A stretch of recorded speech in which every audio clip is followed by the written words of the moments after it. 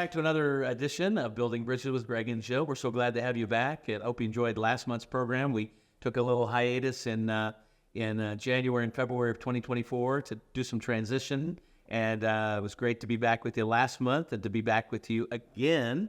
We're so excited about the opportunities to continue to bring voices, examples, individuals of people who come from different perspectives and different ideas about life, and how we can come together to have conversations of civility and graciousness and respect without going into areas of conflict and debating, but we can have just as much of effective interactions if we do it as friends rather than opponents with each other. So that's what Building Bridges is, with Greg and Jill is all about. We're excited about our program today. We hope that you'll stick around to enjoy it and to learn from a practitioner, somebody who is engaged in lots of relationship building and somebody who's kind of been emerging particularly on the scene in the area of his podcast channel or his YouTube channel. And we're looking forward to having him on. And before I introduce him, I just want to throw it over to Jill, my co-host for Building Bridges with Greg and Jill, and let her bring her welcome today. Hi. We are happy to have you with us today. It's so great to see your different comments that you have on our different podcasts. So we're excited to see what you think about today's guest. Yeah. And so without further ado, we have Jeff McCullough from Hello Saints. Hello. Hello, Saint. Hello. We are excited because, we've been here I haven't been here 30 years, but you have, but almost 30 years. And just to have somebody else come to our state that has the same heart that we do to do relationship evangelism, and it's been fun to have you and your wife Joy come to this area. Yeah, it's been quite an adventure, a huge decision for us to leave everything that we've ever known, and to continue to pursue this opportunity that we feel the Lord invited us into a couple of years ago to have a different kind of conversation with two faith groups that typically don't always have the most, we'll just say, productive conversations. I'm not saying it hasn't ever happened. Yeah. But yeah, it's been a huge transition for us, but so far it's been really great. Before we get into your story and your channel in particular, let's learn a little bit about you, Jeff. And you came to Utah just this last August, right? That's right. Yeah, we've been here about 6 or 7 months. Yeah, and came from Missouri. And yep. So tell us a little bit about you, your family, and kind of just your biography a little bit up to coming to Utah. Mm-hmm. Yeah, and technically, we're from the St. Louis area, which is in Missouri, but St. Louis is right on the Mississippi. We were on the Illinois side, okay, in those suburbs, and that's where I grew up. I grew up in Southern Illinois, and grew up as just a evangelical kid, going to church every Sunday, and met my wife at a school in Illinois, a Christian liberal arts school called Greenville University. And we met there, and we were both involved in music, and she was doing, theater and communication, and I ended up going into audio video production. And we both have always just had a heart for ministry, and we even did ministry at the college for a couple of years after we graduated when we were first married. And then I, dove headfirst into the corporate world. I worked in radio, I worked in TV, I worked at an online marketing firm for a while. And after about 5 years of that, I kept getting promoted. And I kept thinking, man, I should be excited about this. But it wasn't exciting. It was just more stress. It felt more futile. Driving to the bottom line, work time, cycle times, metric review meetings. It wasn't adding up for me. Okay. And I just felt the Lord inviting me and us into ministry, which led to over 15 years at that point of us completely changing careers. We stayed in the St. Louis area, but I went back to school. I became licensed and ordained. I got a master's in biblical studies from Moody Theological Seminary. And where? Moody Theological Seminary in Chicago. And yeah, we had been pastoring all the way up until recently, until things changed for us, which I don't know if I'm going to get into that right now, but that conventional pastoral path was diverted unexpectedly. Well, maybe before you get to the beginning of the journey west, from St. Louis to Salt Lake City, Was there something about your training or background or experiences in life that led you into this kind of conversational bridge building philosophy?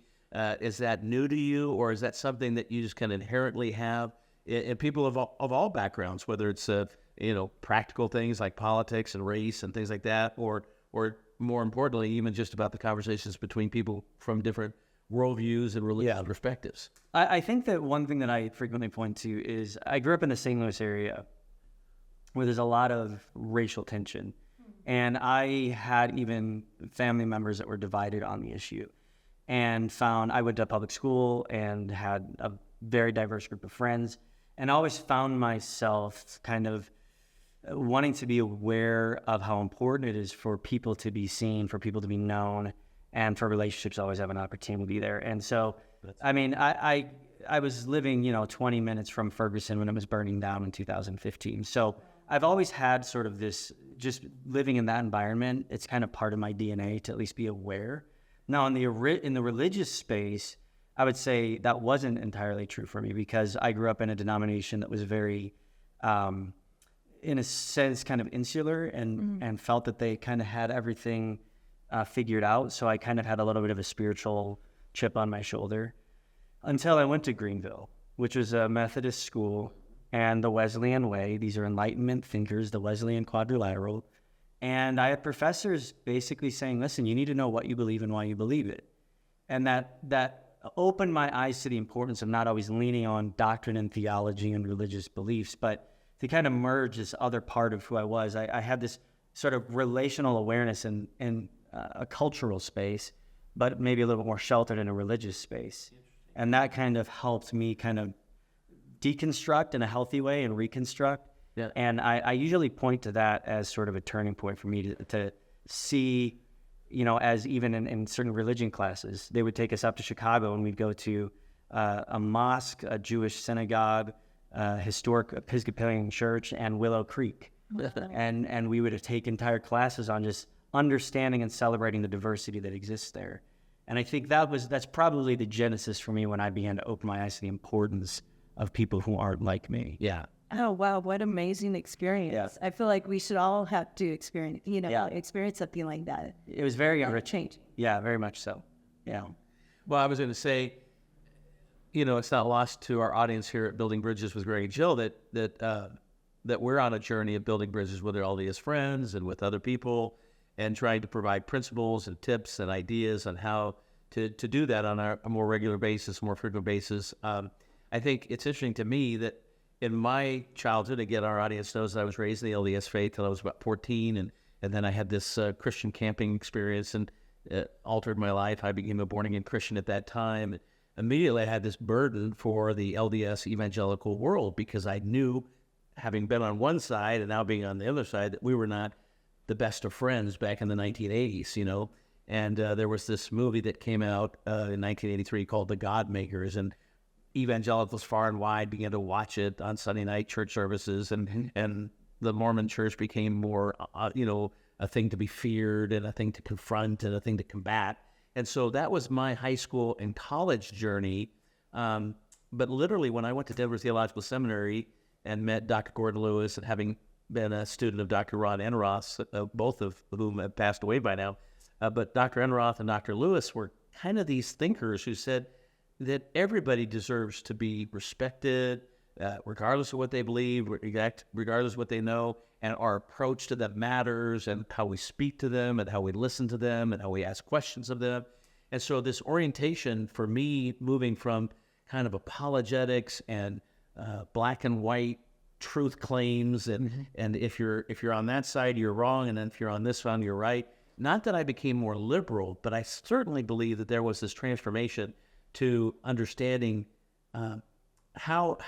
what is the most effective way to have theological conversations, religious conversations, political conversations, be what it is. Wherever people are kind of in two different camps, is there a bridge that can be built to facilitate and foster some goodwill between us, so that whether we're talking about things that we disagree or possibly even things that we might agree on, that would be okay to do, and we would feel that happening. And through seminary and then coming to Utah as a pastor up in the Ogden area, that's where that journey began for me. And it's interesting that you share your own story, that there was a kind of a way in which you had your religious views kind of tucked away in a different kind of perspective, and then you go to this Christian college where you kind of begin to learn, and Moody also advanced that really to engage people who think differently than we do, confrontation, contesting, debating, it really just creates a lot of walls before it even opens up the door of possible conversation. Yeah, I mean, I think anytime we prioritize right and wrong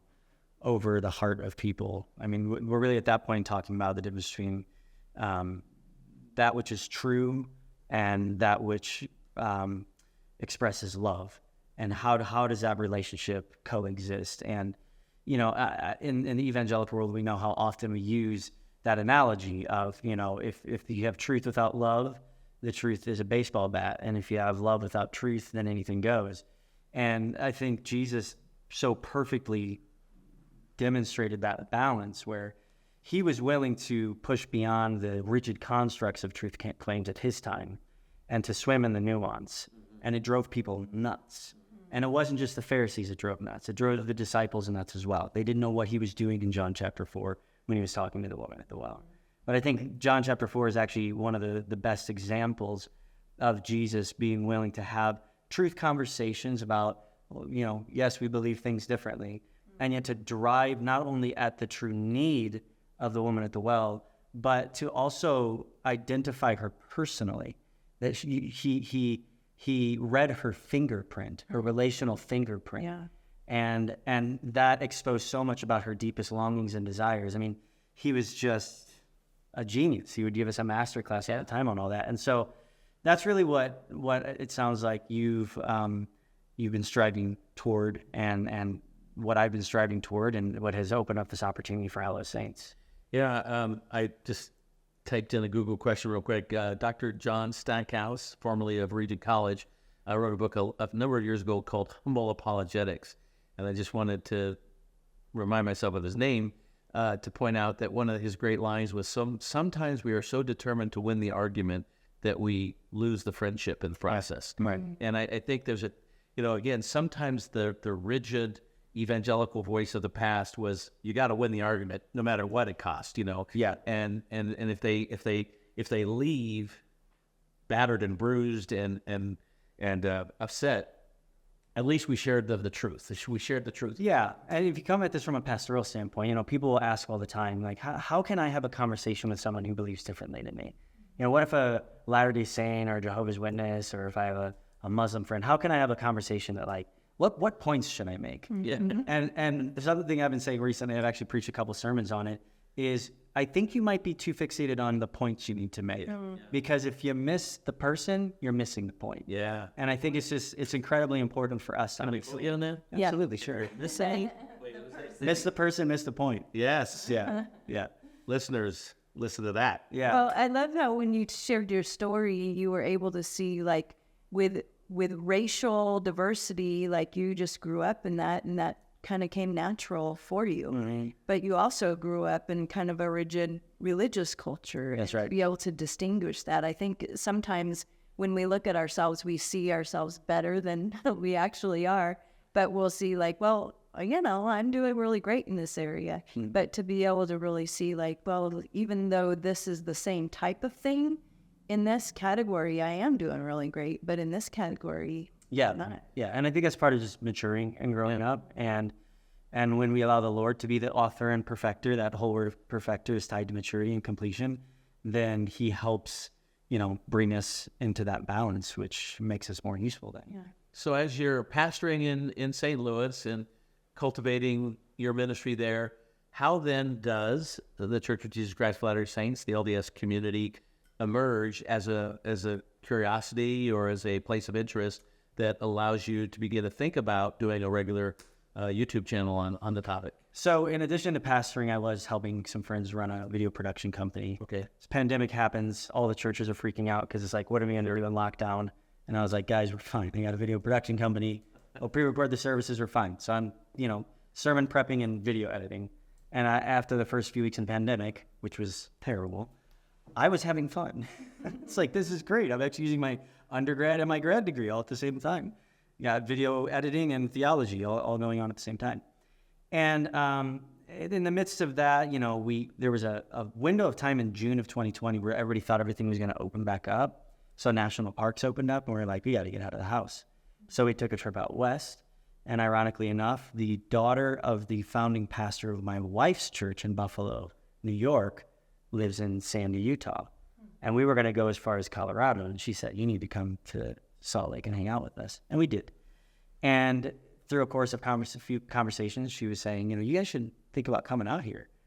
I'm like, we're out here. She's like, no, you should move out here. I'm like, no, we shouldn't. She's like, yeah. And I was so unaware of the Latter-day Saint impact. I knew there was a presence out here that she said, we're in need. There's not a lot of churches out here. We need more evangelical pastors out here. We need more evangelical Christians because, it's primarily LDS. And I said, what's an LDS? She's like, a Latter-day Saint. And I'm like, Mormon. She goes, Mormons. I'm like, oh, yeah, okay, got it. And thanks, but no thanks. Yeah, let's go hiking.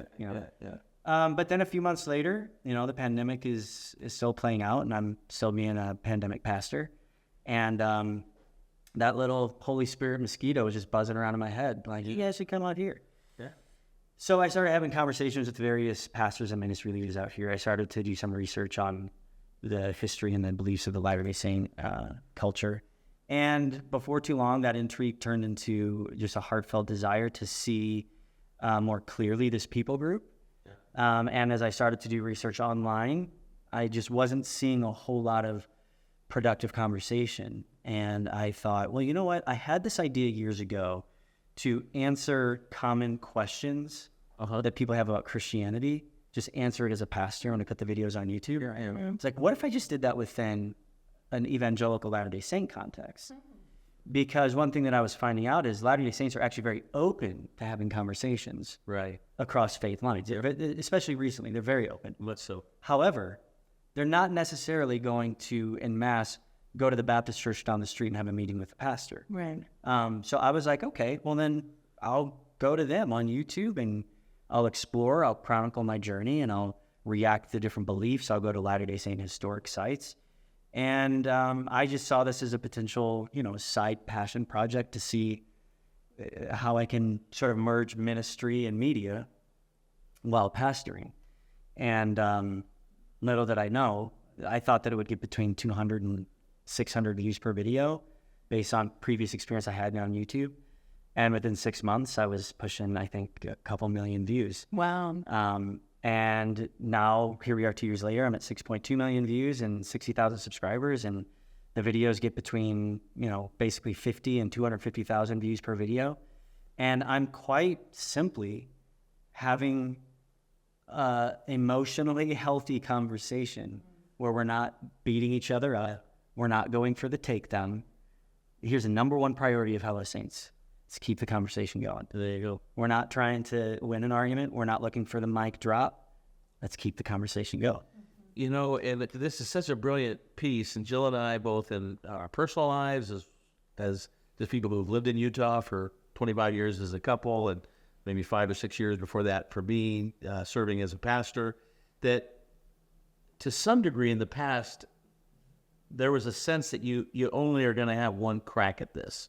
So you got to lay it on the table. Make all your points. Make your points, And way back in April of 1997, I had this unique opportunity to meet Robert Millett, then the dean of the religion faculty at BYU, in a presentation that was being given by an evangelical scholar down at BYU. And in the course of our conversation, I learned some interesting things about this man. He had a collection of evangelical literature on his shelf that he showed me in his office that was very impressive. A lot of familiar names to me and a lot of familiar names to a lot of evangelicals, particularly back at that time. And I was so curious. My opening question to Bob was, so why do you read all these evangelicals? You're just trying to kind of get some intel on us so you can kind of take us down or, combat us or fight us? He goes, oh, no. I know you're going to think this is strange, but I listen to KEYY radio in Provo every day. And I listen to Tony Evans. I listen to John MacArthur. And I'm like, why? Why do you listen? And he said, I'm just going to be honest with you. These guys are really good Bible teachers, and I like listening to them. Yeah. I don't have any other agenda than that, and I like to read your books. He said, I find you evangelicals have a real love for the Bible. And I was so suspicious in that moment because I thought, you're the dean of the faculty of religion at BYU, da-da-da-da. But in the course of that conversation, I saw something very genuine. And I said to myself, you know, I may never get a chance to talk to Robert Millett ever again. I better leave him with that provocative question. Then there's some better part of reason came along and said, maybe you should just be his friend and see where that goes. And I remember that I just kind of enjoyed talking with him and visiting with him. And the last thing that wrapped up our conversation was literally said, hey, Greg, I'd like to get to know you better. Where do you pastor? And before I knew it, he was saying he was going to drive way up to Ogden Valley in Huntsville, Utah, where I live. 2.5-hour drive from Provo, by the way, and meet with me at my office. And I said, no, Bob, you're the dean of the faculty of religion. You have more to do than to drive, 5 hours in a single day to come and see me. Let me come and meet you. He goes, no, I want to meet you. And I thought, is this guy for real? And all those suspicions, which were kind of the natural way to be back in the late 90s for me, and even though I was growing in this bridge building idea, proved to be that there can be some very amazing, genuine, quality relation.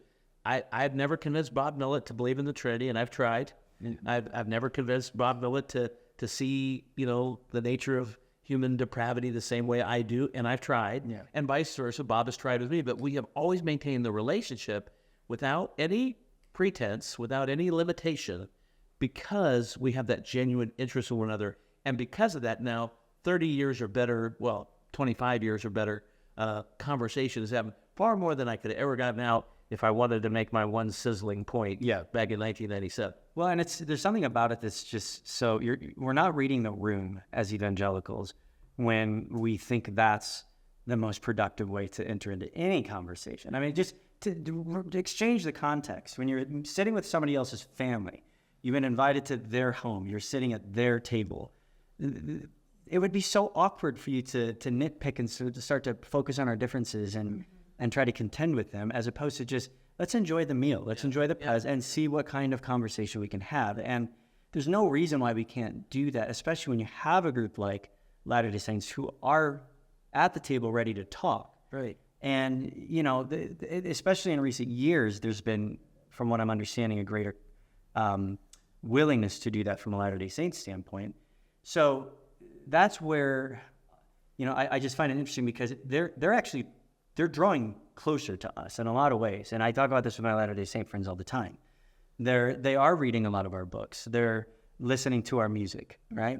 They're even attending our church services now, right? Yeah. So they're approaching us, and there's no reason why we can't continue to even step beyond our doctrinal differences and to fully embrace the relational opportunity that exists there. So good. Yeah. So good. Yeah, I think what I'm hearing both of you say is that as we set aside our agenda, that we really listen to the Holy Spirit more. Yes. And so we're hearing from him, and he's leading the conversations rather than us having kind of like, I have to get this point out or... Yeah, and I mean, anything. Going back to the woman at the well, it's the same exact thing. Jesus quite literally acknowledged the differences and then jumped right past the differences to have a personal connection with this woman. So he's not avoiding the truth. No, there's still honesty there. Yeah. He's very honest and he's very direct, but he's willing to move beyond those differences. And I think that's where we get hung out. So obviously, in beginning Hello Saints, which you began, when time period was it? I tried to launch it in November of 21, but my wife said, don't. It's holidays. I think this is going to be bigger than you think. Okay. And I said, no. But whatever you want, that's fine. So I waited till March of 2022. And so something 2 years ago. Yeah. And you've obviously scratched some kind of itch because your subscriptions and your viewership has just really just climbed enormously and amazingly, wonderfully. What if you do get a criticism from our tribe? No if there. It's when. When and if you get those criticisms from our tribe or from even the LDS community, what seems to be kind of the big critique of what you're doing?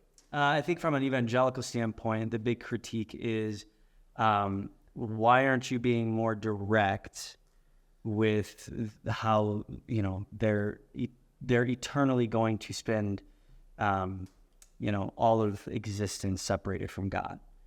And I understand that our eternal destiny is a significant consideration, but I also think that it's really important for us to see each individual and where they're at in their journey. So often we will look at a religious group and we just see this monolithic idea or doctrines, and you miss the people. And I sat with 20 students from Biola University yesterday, and they're part of a club at Biola called EMI, Evangelical Mormon Interaction, and they take trips out to Utah once a year. And that was what they were expressing. The more they've been involved in this club, the more they realize they can't sit back in this sanitized evangelical bubble just making a list of theological differences. That accomplishes nothing. It's not that you shouldn't be doing that, or that it's not important. And when I say it accomplishes nothing, it actually accomplishes much from the standpoint of we need those who are doing that research. But when it comes into the relational space, you have to be so careful that you don't miss the people. And that's where I go back to my evangelical friends and I'm saying, listen, Jesus is doing something in the hearts of a lot of Latter-day Saints, more than I can count. And I'm less interested in engaging with Latter-day Saints to somehow just wrangle, but for those that they're actually looking to Jesus, pursuing Jesus, wanting to understand Jesus, those are the conversations that are worth continuing to have, which is why I go back to what I said earlier. Let's keep the conversation going. From a Latter-day Saint standpoint, I think there's a great deal of concern that I'm there to take down the church in a nice way. If you watch my videos, I never criticize the church. You're just a kinder, gentler anti-Mormon. Right, that's the accusation. And then I'm trying to pull weak Latter-day Saints away from their faith. And it's funny because there are those who have done exposés, they've done exposés on me on YouTube. And all they're really doing is taking stuff that I've said on my channel publicly and showing it as like, guys, that's not an expose. Like I said it. Okay. And I will say, like, if there are people who are questioning their faith within the church and they are leaving, I would much rather have a conversation with you than for you to settle in some agnostic, atheistic space. Which is very common. So let's create a safe space that if Latter-day Saints are leaving or stepping away from their faith, that they can still hear a biblical message of our belief of who Jesus is. And I mean, people don't like that, and I get it. Well, it sounds like both sides of the criticism is putting a lot of control of converting in your hands. Right. Which is not where it should be. It's not. And I have yet to, on Hella Saints, like, lead anybody in the sinner's prayer. Like, we're having a conversation honestly, but charitably, and letting the Lord do what he is doing in the heart of anybody that's watching it, myself included. Right. So, yeah. You know, it's so fascinating because to some degree, we'd had this conversation before in getting to know each other that, you know, you have this really unique and wonderful platform on YouTube that just reaches so many people at one time. Before there was a YouTube, you know, I'm cultivating here at Utah my own relationships with LDS scholars and general authorities, and we did public presentations, but you can't scale that to what, you know, the internet can provide by way of opportunities for engagement. But in all those conversations, early on in 2001, I was invited up by the Park City Christian Center to have a conversation with people from their network of ministries. And I went through a kind of a basic, you know, why is Stand Together doing what it's doing, and what's our philosophy of ministry, and how can we cultivate better relations? And I just got somebody so frustrated in that night. And this, you know, arguably this is 20 years ago, but literally the guy couldn't contain himself, and he says, "When do you tell them they're going to hell?" Right. Mm-hmm. Yeah. And I go, "Never." Mm-hmm. And it was just beside him to, and thankfully, not to be unkind to this person. I don't even know if his name is or was, or I'm not being kind to someone who might have said that 20 years ago, but I am saying this. Thankfully, that is a smaller perspective, a more decreased perspective on engaging not just LDS people, but pretty much from a Christian worldview to a variety of centers of influence. I mean, the fact that we have this conversation a lot about how we do and why we do what we do can sometimes seem to be like, you're always telling people about why you do it, but when do you tell them the meat, the nuts and the bolts and the details? And the reason that we keep conveying the how and the why, the motivation, the heart focus is to kind of encourage people, hey, you can have these conversations too. Yeah. With your friends and coworkers and family members and neighbors, and you can go in any direction that you feel that you want to go.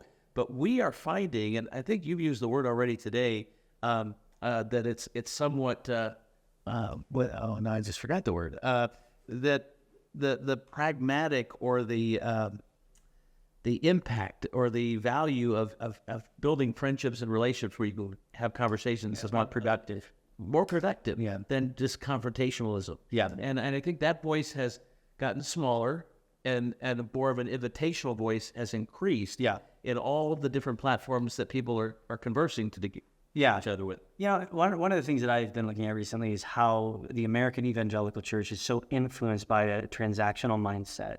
And anything that I see right now is not necessarily to dog on the Billy Grahams of the world. I mean, those people, they've done amazing things for the kingdom of God, right? Right. But when you get into this sort of mass, let's get everybody together, we're going to preach sermon, then we're going to do altar calls, you get into this mindset that it's all transactional. If we present the right message, then they're going to say a certain prayer. You've made the sale and you've gotten the conversion. I mean, those are terms that are used in sales, right?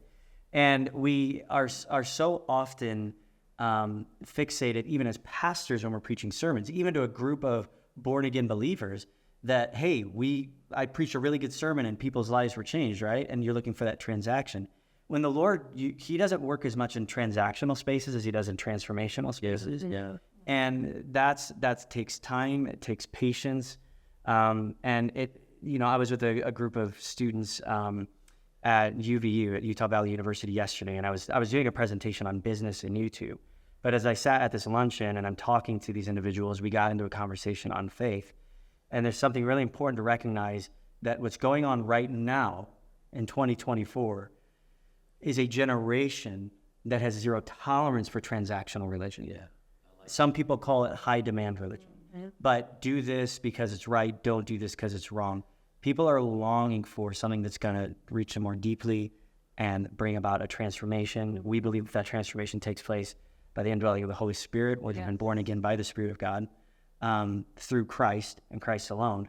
But it was interesting to hear this next generation talk about faith and religion. What's important to you?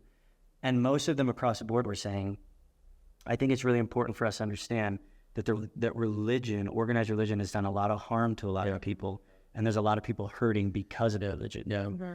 I think the word I was searching for was you're talking, Kim, it's a generic word, but effective. Yeah. The idea that what is the better way to have a conversation with somebody and an effective way. And I think in the past, our orientation was very much driven by apologetics and confrontation.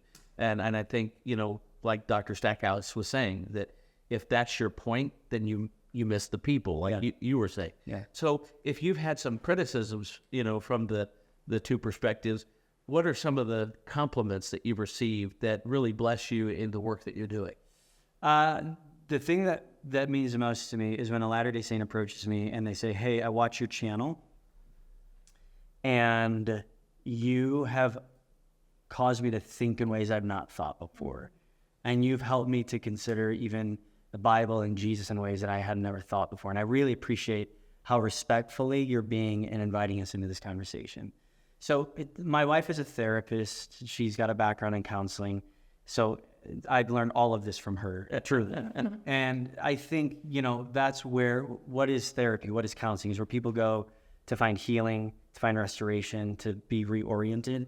That doesn't happen if you don't feel safe. Right. And I think that that's what Jesus was a master of, whether it was a woman at the well or Nicodemus or even with his disciples, that opens up a certain amount of vulnerability and openness to something that we would otherwise be too afraid to press into. And that's what means the most to me. Yeah. Awesome. I'd love to hear, like you've said, you're surprised at how many people are watching. Is there anything else in this process that has surprised you? It's a good question.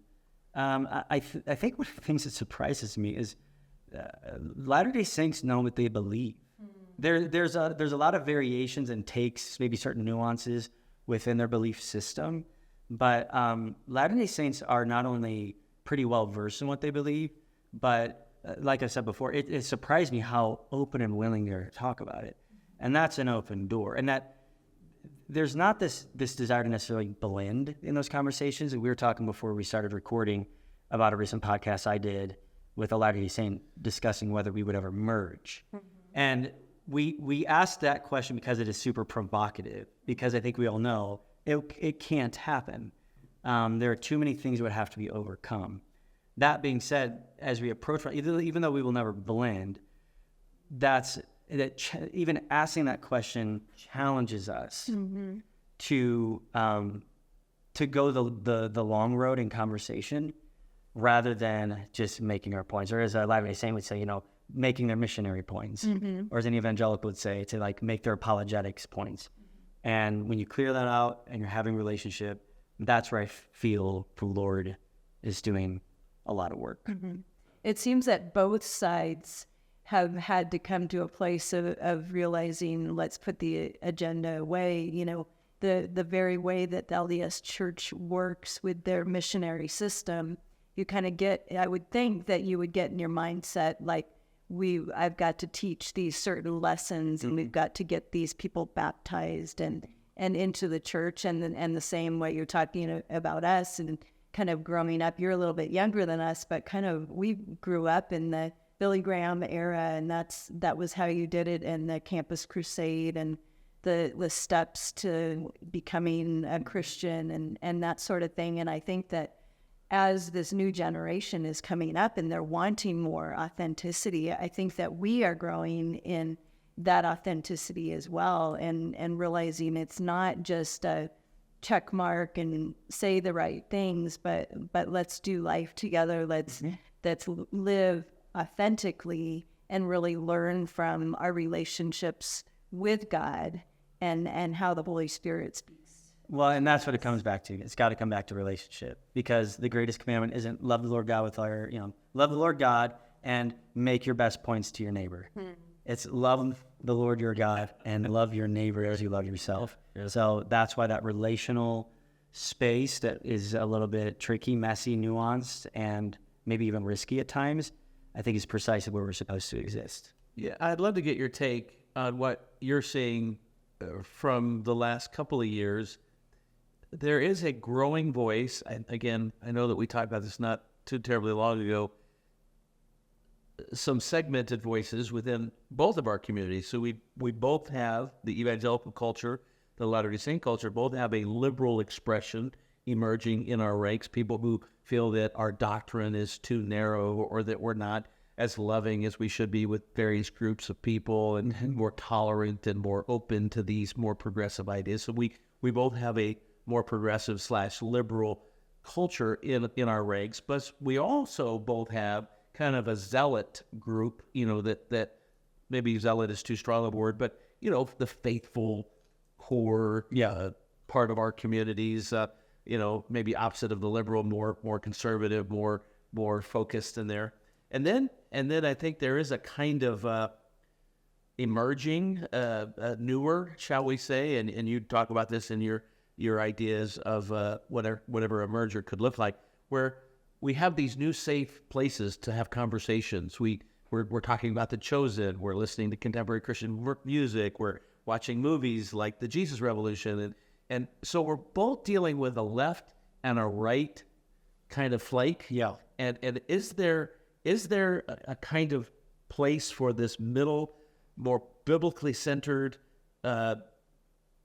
evangelical-minded, Christ-focused aspect, or am I being too idealistic in even proposing those kinds of categories? I mean, do we have another couple hours to talk about it? The most simplified answer there, this is the way I have in ministry, and even with Hello Saints, I've always tried to sort of clear the space to try to, when you've got all of that clutter, the left, the right, Latter-day Saint doctrine, evangelical doctrine, to clear it, is to just recognize at the end of the day that we we have to always be aware of what is our spiritual reality before Almighty God, right? Okay. And the way that we do that is we have conversations on who Jesus is, what he was about, what he came to do. And as far as we're on the more progressive side, people can link arms, or on the right side, I'm a little bit more concerned with saying, like, that's the thing that excites me most about what I'm seeing taking place in the Church of Jesus Christ of Latter-day Saints is over the past 5 years or so, they're putting such an emphasis on Jesus. And the more of an emphasis they put on Jesus, the more we're going to have opportunity to have some very close and important dialogue on the things that ultimately rise above all of the clutter and the left and the right. Now, in a social space and on issues of virtue and, traditional biblical principles, I think that there's plenty of ways that we can link arms. But all of that stuff is so in the moment. When we rise above that to what people are just existentially grappling with, I just keep going back to, if I be lifted up, I will draw all men unto me. So always driving at conversations about Jesus, I think, is where it's the most effective, it's most productive. And an early LDS leader, F. Orson Whitney, who was quoted by Robert Millett all the time, and I think a lot of contemporary LDS leaders, scholars, know the work of F. Orson Whitney. He talked about in the last days as a Latter-day Saint general authority. I believe he was a member of the Fourth of the 12. He might have been a 70.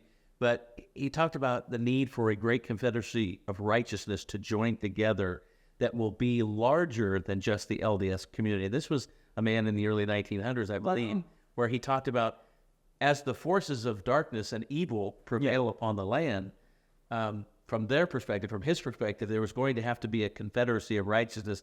And it's interesting to me that one of the common phrases that evangelicals will bring up all the time today is like, well, a lot of my LDS friends talk just like I do, and they sound like me, and I sometimes don't even know what the differences are anymore, and then you'll get that kind of thing, like where from an LDS point of view they will say, we're basically the same. We have let's focus on things we have in common and not the little few things that we're different. But we do know theologically that if you have an honest conversation, you can create a pretty significant list of differences. Right. So there's this kind of this spirit of we're basically the same, but no, we're not. But at the same time, I appreciate the posture, the mindset that says, hey, let's see where we can find some similarities. Let's see where we can find ways to work together. So how do we keep that balance between we're basically the same, but we're not. But, I think that we have to get used to just being uncomfortable. Like, we have to be okay with being uncomfortable. Okay. And I mean, that's maturity, okay? Like, that's growing up. There's a lot of things that we have to face in life, and it makes us uncomfortable, we don't want to face.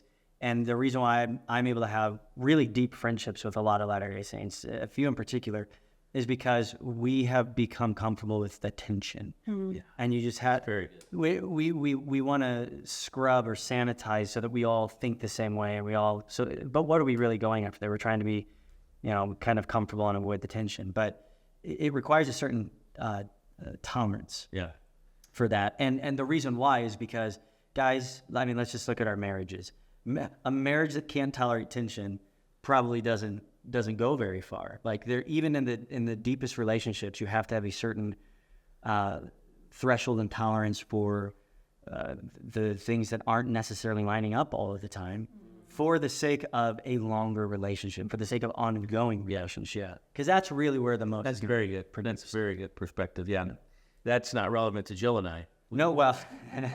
we don't have anything that challenge the basic flow of peace and harmony. I know. The mom and it. But we do have just time for maybe, do you have another question, Jill, a writing question? Or I mean, I feel like we could talk forever. This is a great conversation, and I love the new relationship that we're developing with you and Joy. Yeah, likewise. Yeah. This is great. Thank you for coming. Yeah. Well, I'll wrap it up with one quick question, and again, I know you could give a longer answer to this one as well. But do you have any sense within your own heart and your experiences with LDS friends that you begin to cultivate, and maybe some feedback from them? What is Utah? What is the Evangelical Latter-day Saint relationship going to look like in the next 1 to 2, 3 years, 4 or 5 years? Is it going to just continue in this way? Will it Do you have any sense of what's going on and where it might? I mean, kind of being newer to the scene over the past 3 or 4 years, not just living here, but even interacting, I do see a very clear, even in the evangelical world, sort of an old school approach or mindset versus a newer. And the newer is just so willing to look beyond the institution of the religion and to recognize with our Latter-day Saint neighbors that there's spiritual activity taking place, and that I think most pastors that I'm talking to that are actually making the biggest impact in the Valley, and even within the evangelical community, are the ones who are not interested in saying we're right, they're wrong, or doing all of the things that are going to quite clearly like show how there's not even necessarily an acknowledgement all the time of that exists there, but they're willing to just say we are where we're supposed to be because God has placed us here, and we don't have to go out and try to grab people and pull them in. Like, people will come, right? People are going to, as Jesus draws their hearts, and they come to Jesus. All of these pastors are becoming much more comfortable with just allowing the Lord to continue to do what He's doing, rather than feeling this need to like be set apart or be distinct, but to just stay true to the gospel and let the Holy Spirit do what He's doing. I think intrinsically in what you're saying, I'm hearing, that Latter-day Saints are at different places. They are not the institution of the LDS Church, but as we enter into relationship with them, we find that, we thought that Latter-day Saints believe this, but this person is telling me they believe this. And that's where God brings change. Yeah, absolutely. As I cultivated my friendship with Dr. Robert Millett, the secret sauce was found and discovered early on when we sat out in my car. And basically, I said, Bob, we've known each other about 3 years, and we've talked a lot about stuff, gotten to know each other, talked about theology, talked about experiences. To be honest with you, I'm happy to keep this conversation going for as long as you want to, but are you okay with kind of this conversation, this relationship just kind of moving forward without any specific goal, or do we need to have a goal? Do we need to have an agenda? And we felt that at that time, the wisdom of our friendship was to say, I'd probably deep down inside have an agenda. I'd love to see you come back to the LDS faith and baptize you once again. Yeah. And I know you'd like me to become an evangelical Christian, and you'd like to baptize me one day into your faith. And so let's set aside our own agendas and just defer to our common view that God's agenda is bigger than our own, and we'll defer to Him. And if He wants me to move your way or vice versa, or maybe there's just something bigger in all of this that we don't even know. Right. And be okay with that. So that has always been our secret sauce. And I think what came from that was really, and what continues to come from that, is been really paradigm shifting in the mindset of the way it was and the way it is today. Yeah. So thanks for adding to that and amplifying. I think, you've amplified it in an incredible way through Hello Saints, that philosophy or maybe methodology of just engaging respectfully, kindly, curiously with others. Well, it's a privilege to be a part of it. And when I look back a few years ago when I thought it was just, not even anywhere close to our mind to be a part of something like this or to even be out here, I appreciate, your example. I appreciate you welcoming us to Utah and, us being a part of this together. Yeah. Well, that's awesome. We have run out of time. I want to thank you for joining us on Building Bridges with Greg and Jill, and for the time that we've been able to have together with Jeff McCullough from Hello Saints. Hopefully you've enjoyed the conversation as much as we have. Love to have you like or subscribe and make some comments so we can interact with you in between time between this podcast and the next one that will come next month. So thanks so much for joining us. God bless and have a great month.